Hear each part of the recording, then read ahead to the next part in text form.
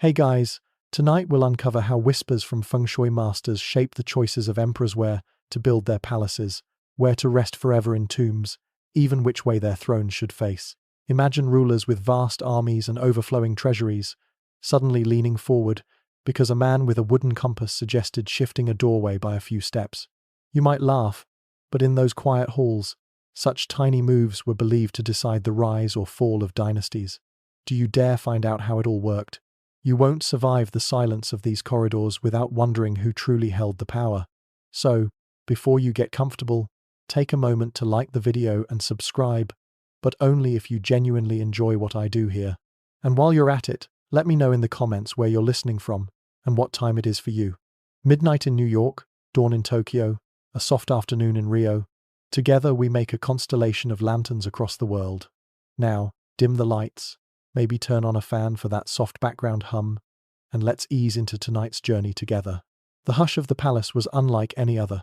Lanterns glowed softly, banners shifted overhead, and the sound of a single brushstroke on paper could echo as though the walls themselves were listening. Within this atmosphere, emperors made decisions not only about taxes or armies, but about the direction of doors, the placement of gardens, and the alignment of halls. To them, Feng Shui wasn't superstition, it was survival. Consider how fragile an emperor's legitimacy could be. To rule was to balance heaven and earth. If the people believed his palace stood on a broken dragon vein, whispers would ripple outward. Farmers at the edge of the empire might say heaven no longer favored him. Ministers might hesitate in their loyalty. Generals might wonder if campaigns were doomed before they began.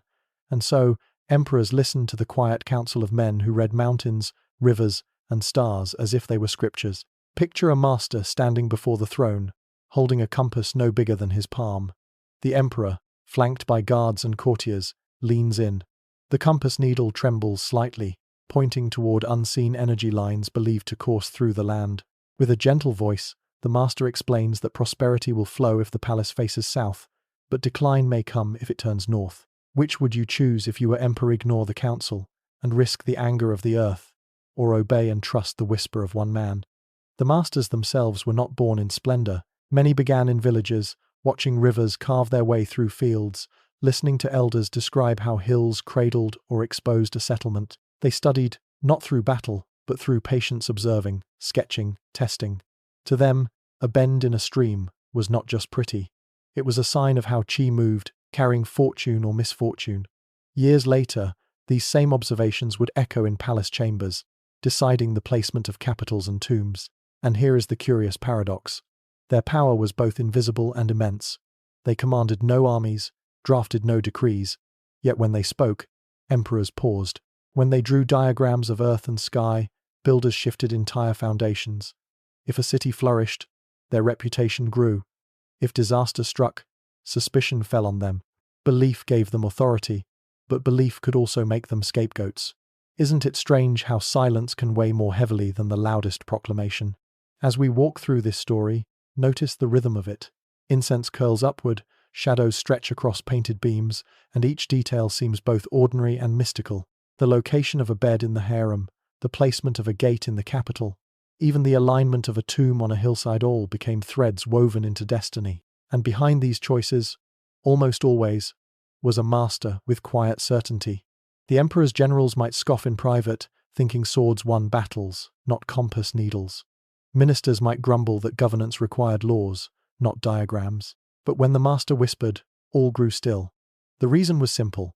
No ruler wanted to risk being the one who ignored heaven's arrangement.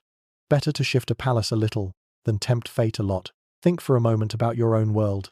If someone told you your house faced the wrong way, would you sleep soundly? If neighbors whispered that your fortune leaked out the back gate, would you ignore them? Belief is powerful, especially when shared by everyone around you. In ancient China, that belief was institutionalized, woven into politics, religion, and daily life. And so, emperors trusted Feng Shui masters, not only for personal comfort, but for the stability of the entire dynasty. When a palace was aligned, it wasn't just architecture, it was a performance of harmony. When a tomb was placed correctly, it reassured subjects that the dynasty's future was safe. But when signs pointed to misalignment, anxiety spread quickly, and with it, danger for both ruler and master. In this way, the throne room was more than stone and silk. It was a living theatre, where silence held as much power as speech. The master's quiet murmur, the compass needle's slight tremor, the emperor's nodal became part of the empire's heartbeat. Doesn't it make you wonder who truly shaped destiny? The man crowned in gold, or the man holding wood and ink? This is only the beginning of their story. How did a boy from a rural village come to stand before emperors? What paths of rivers and stars led him from fields to palaces? And how did belief in his compass spread so far that dynasties placed their rise and fall in his hands? A boy does not begin as a master. He begins as a child in a village, where the air smells of tilled soil and wood smoke, where the roofs lean low and the mountains loom higher than imagination. Tonight we follow him, anonymous at first, just another child, but in his gaze the world is different. While other boys chase chickens or skip stones across the river, he lingers, eyes narrowed, watching how the water curves, how the hill's shoulder shelters one field but leaves another bare. What others see as scenery, he begins to read as script. Imagine evenings under clay-tiled eaves, the sound of crickets rising, an elder sketching lines on the ground with a stick. This ridge is the dragon's back, the elder says. That stream is its breath. The boy listens, heart quickening. He cannot lift a sword, cannot carry a load of grain, but he can memorize these shapes, store them away like treasures. By the flickering light of an oil lamp, he scratches crude diagrams on scraps of bamboo, drawing rivers curling like serpents, hills arching like guardians. It is in such moments that destiny plants its seeds. Do you remember how, as a child, you once saw something small and felt it mattered more than anyone else believed? Maybe a stone shaped like an egg, or the way moonlight slid across your floor. For him, these were not idle fascinations. They were signs, pieces of a puzzle only he seemed to recognize.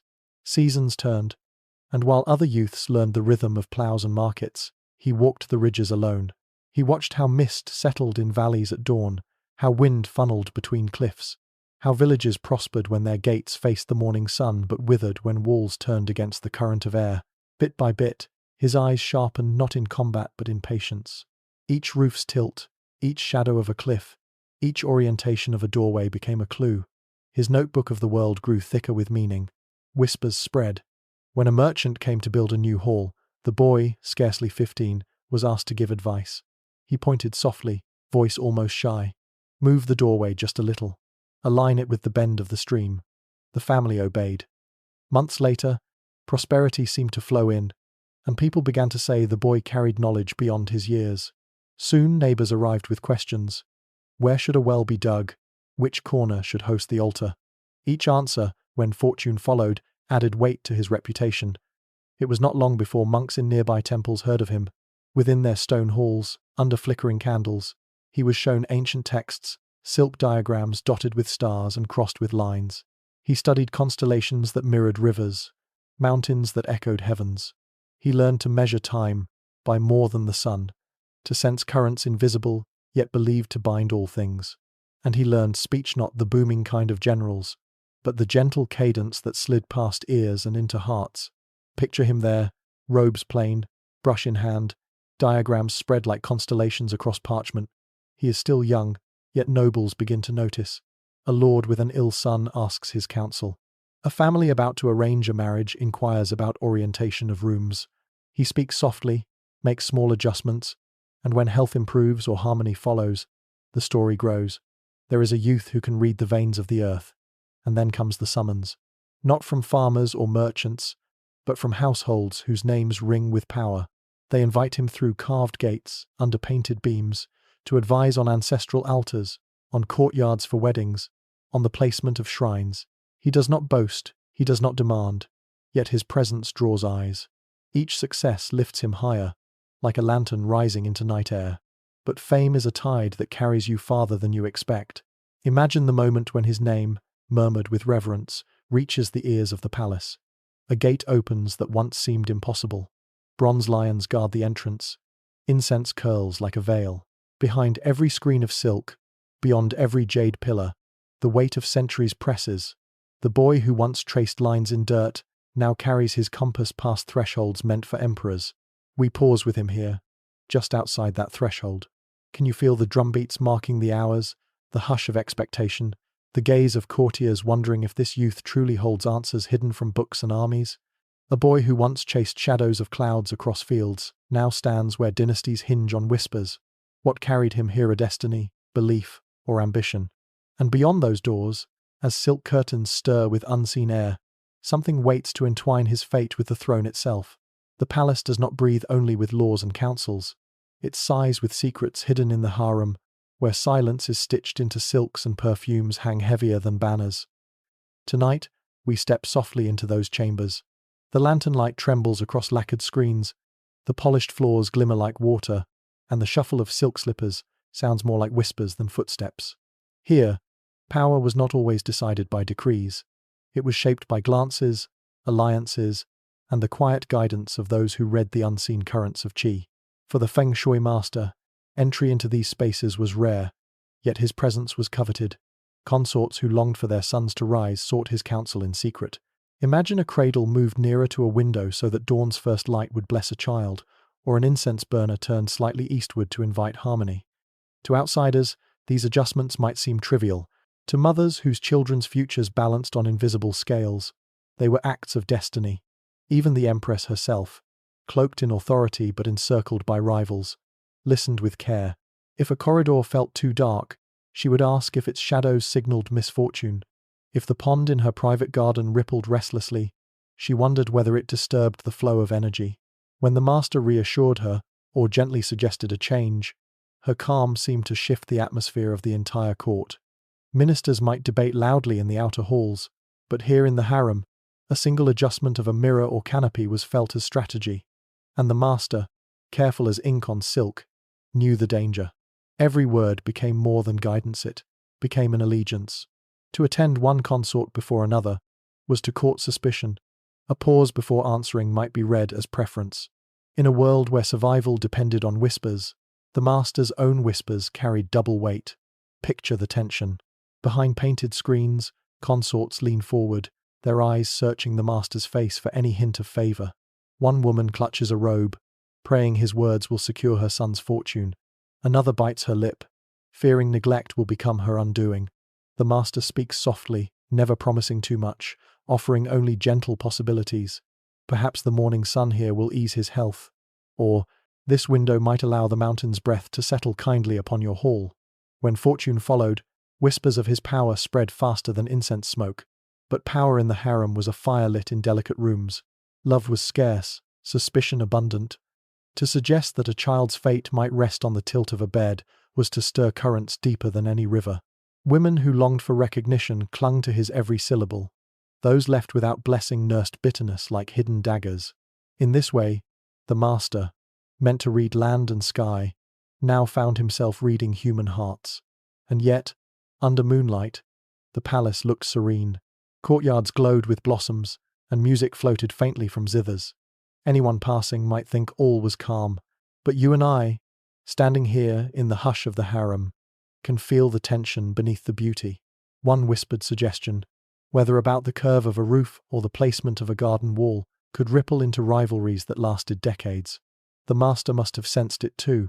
His compass trembled not only at magnetic pull, but at the weight of competing desires. And behind the perfume, the silk, the careful smiles, he surely knew that every word he spoke could one day return as either gratitude or accusation. Beyond these chambers, the palace drums beat steadily, summoning courtiers and generals to matters of state, and soon, the master's influence would step beyond embroidered robes and perfumed gardens, into the council halls where the empire's future was debated in louder voices.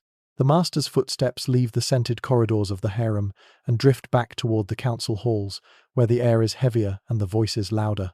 Tonight, you and I follow him beneath vermilion pillars, lantern light spilling across scrolls and maps spread on long tables.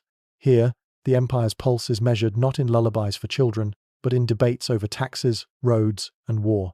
Yet even in this realm of politics, the unseen hand of Feng Shui pressed gently on every decision. When ministers argued where to build a new deliberation hall, they turned at last to him.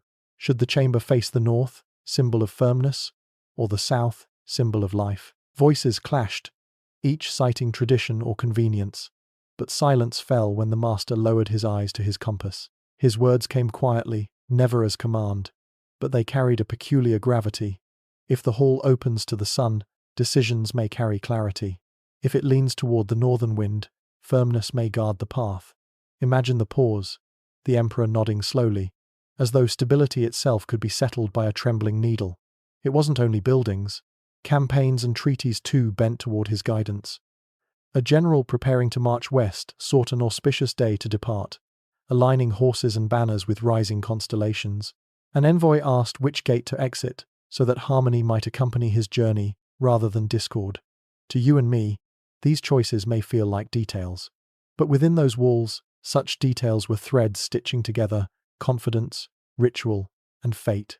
Picture the council chamber, ministers raising voices, generals pressing arguments, and then, as the master glanced down at star charts, a hush like falling snow. He was never dramatic, never forceful. His power grew precisely because it felt calm, like revealing what the earth had already decided. Doesn't it make you wonder when silence holds the room? Is it weakness, or is it the strongest influence of all? But trust carries shadows. If the empire prospered, was it thanks to the emperor's wisdom, or the master's quiet hand?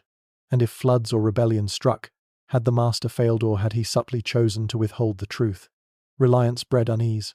For even emperors, sons of heaven, could not ignore the suspicion that another man's compass might decide more than stars or soil.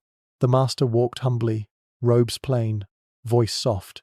He bowed to generals and courtiers, never claiming authority. Yet behind that humility lay knowledge, and knowledge is power, even when spoken in whispers. He knew that a palace wall or a soldier's march could tilt history, and that his diagrams of mountains and rivers were as potent as any decree. Courtiers watched him leave the chamber, his robe swaying softly like a shadow stitched into palace stone. Behind him trailed murmurs. Was he a servant of the throne, or had the throne begun to lean upon him too heavily? Some admired his serenity, others sharpened their doubts like hidden knives. And as you and I linger in this council hall, the map still glowing in lamplight, we sense the change. His path no longer circles the palace margins. It leads deeper, step by step, into the very heart of power.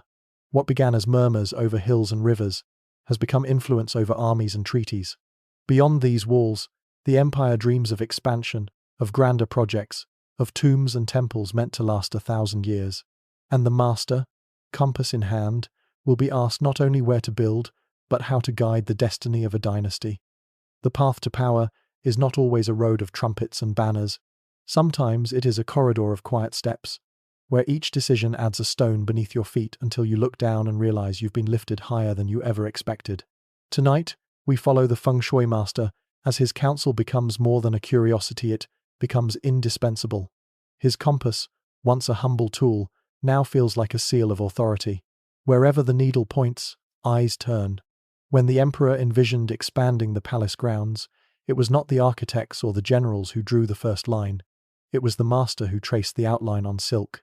With delicate strokes, he suggested where a new gate might rise, where gardens should unfurl, where a temple could sit in balance with mountain and river. Builders came with chisels and carts, but the first approval always came from the man with a compass.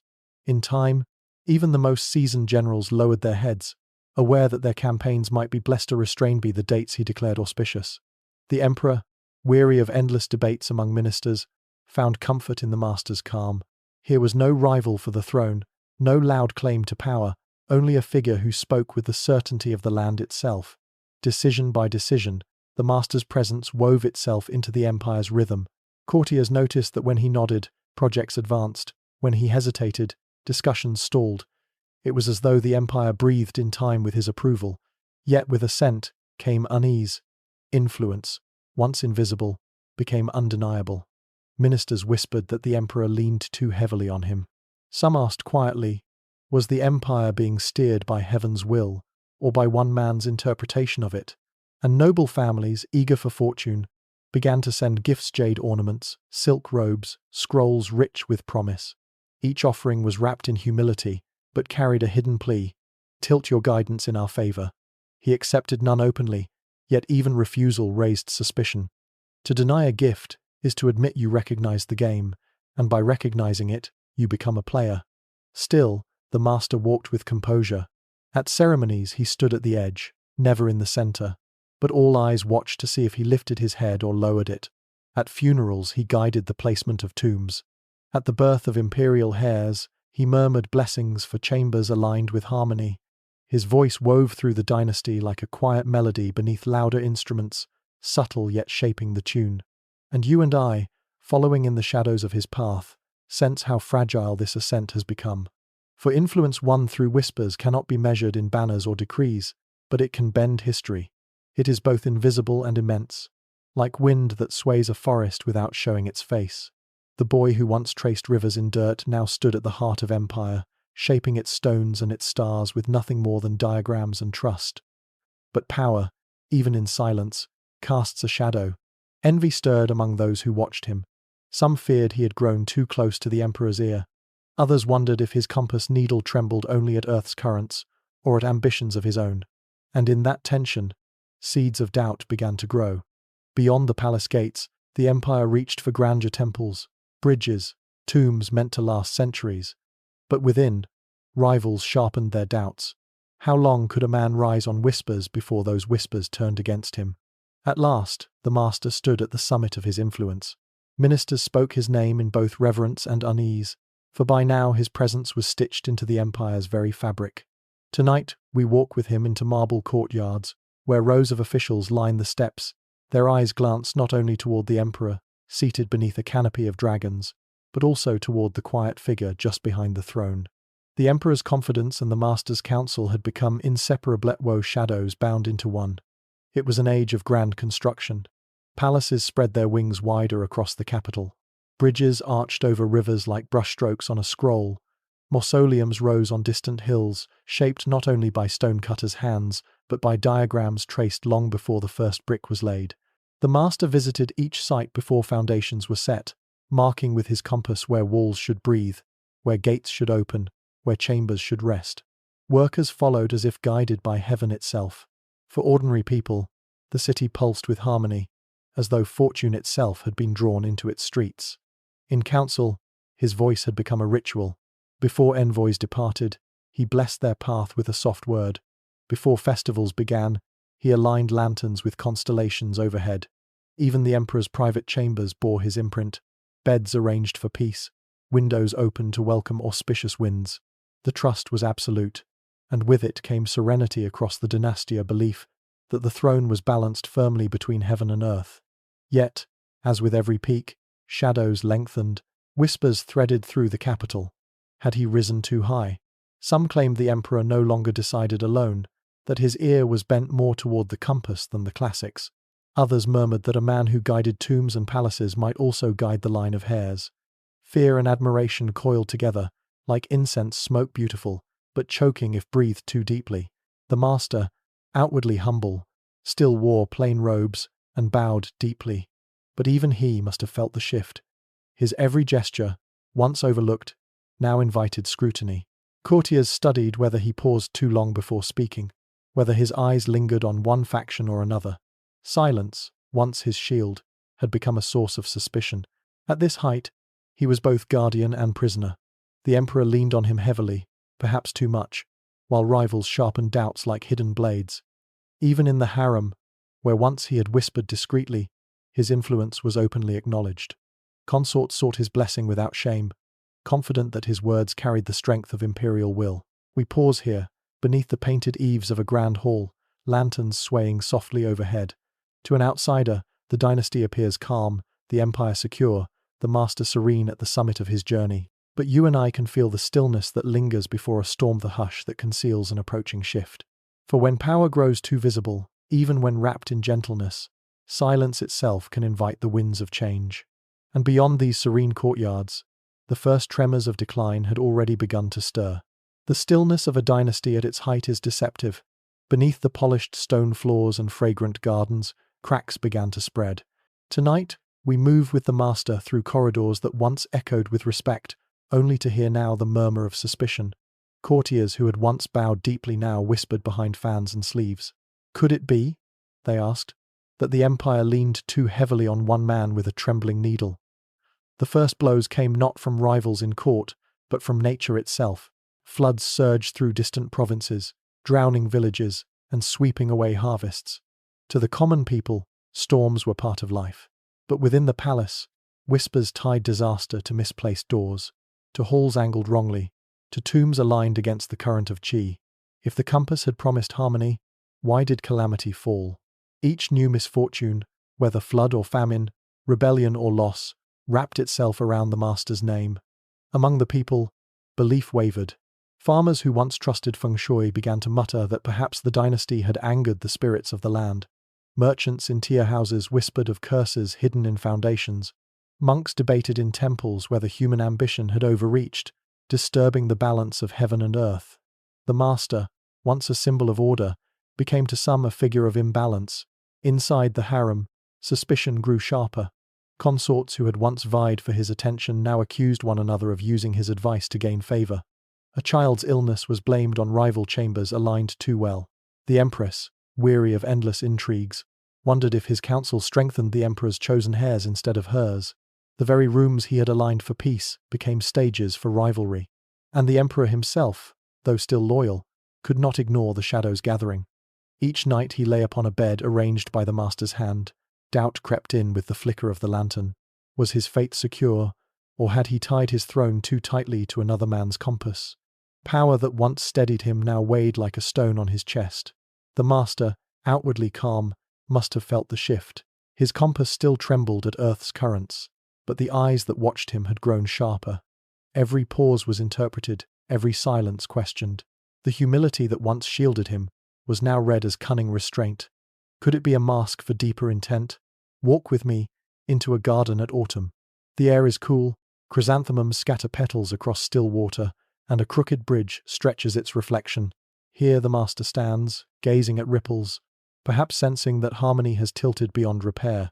For in a world where belief raised him, belief could also undo him. The dynasty itself began to lean toward uncertainty, and all eyes turned to the man who had promised to hold heaven and earth together. His rise had been silent, his influence subtle, but decline too comes quietly like shadows thickening as lanterns dim. And yet, even as suspicion deepened, one question lingered. If his art had once lifted the empire, could it also leave behind something lasting, even as his own fortune waned? Lanterns grow fewer as we near the end of this journey. The palace corridors stretch longer, quieter, like the last notes of a song fading into night. Tonight, you and I walk through the aftermath of a life lived in whispers, tracing how the influence of one compass outlasted the man who held it. For though suspicion dimmed his light, his legacy was never fully extinguished. When the master's presence faded from court, his name still lingered in murmurs.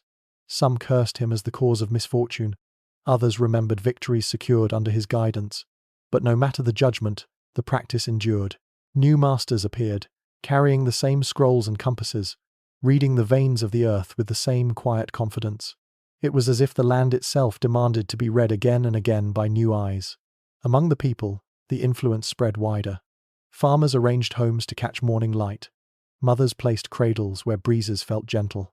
Merchants set stalls where foot traffic flowed like auspicious streams.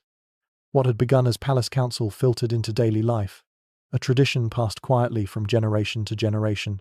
For emperors, the legacy was double-edged. Feng Shui became a safeguard, a ritual to secure their rule. Yet it was also a mirror of vulnerability, a reminder that even the mightiest throne sought approval not only from heaven above, but from the ground beneath. Dynasties rose, dynasties fell, but with each collapse, people whispered, was the downfall, written in politics and war, or hidden in soil and stone? Picture an imperial tomb, its carvings softened by centuries of wind. It had been placed with care, aligned with constellations, chosen to preserve glory. The dynasty it guarded is long gone, yet pilgrims still visit. Incense still curls upward. Belief refuses to vanish. The compass may be gone, but the questions it raised ripple outward. How much of destiny do we choose, and how much do unseen currents choose for us? And that perhaps is the truest inheritance of the masters. Their power was never just in moving gates or aligning chambers. It was in shaping the way people looked at the world, to see mountains not just as rock but as guardians, rivers not just as water but as veins of life, homes not just as shelter but as vessels of fortune. Even now, when you walk through a village or city, you may sense the quiet echo of their teachings. Close your eyes for a moment. Hear the faint drums of an ancient court. Smell the incense that drifts even centuries later. Feel the hush of corridors where decisions once bent under whispers. History records emperors and battles, but in between those louder strokes lie the subtler hands that guided where thrones stood and where legacies rested. And so, even in decline, the Feng Shui masters endured not as names, but as presence, as belief, as the hush of lantern light stretching into the night. The lanterns we lit at the start of tonight's story are almost out now. The palace corridors have grown hushed, the incense has thinned into nothing but memory. You and I are no longer walking with emperors or masters, but resting quietly at the edge of their echoes. The truth is simple. History may debate whether Feng Shui truly decided the fate of dynasties, but what matters for us tonight is how softly those whispers have carried, all the way to your bedside. Take a deep breath. Let it out slowly. Imagine the compass needle settling, no longer trembling with the weight of decisions, but resting, calm, and still. Imagine the emperor closing his eyes, the courtiers fading away, the scrolls rolling themselves shut, all the noise of power, all the murmurs of suspicion, dissolve into silence. You are safe here, wrapped in your own quiet harmony. The currents of qi, the veins of rivers and mountains, the whispers of halls and tombs none demand anything of you now. They belong to the past, drifting like smoke into the stars. All that remains is the steady rhythm of your breath, the softness of your pillow, the warmth of rest spreading through you. Let the story settle. Let your thoughts slow. If sleep comes, welcome it like an old friend stepping gently into the room. And if your mind still wanders, let it wander softly, tracing the same paths of mountains and rivers the masters once traced, until even those lines fade into dreams. Thank you for listening, for sharing this journey across silence and centuries. May your night be gentle, your rest deep, and your dreams kind.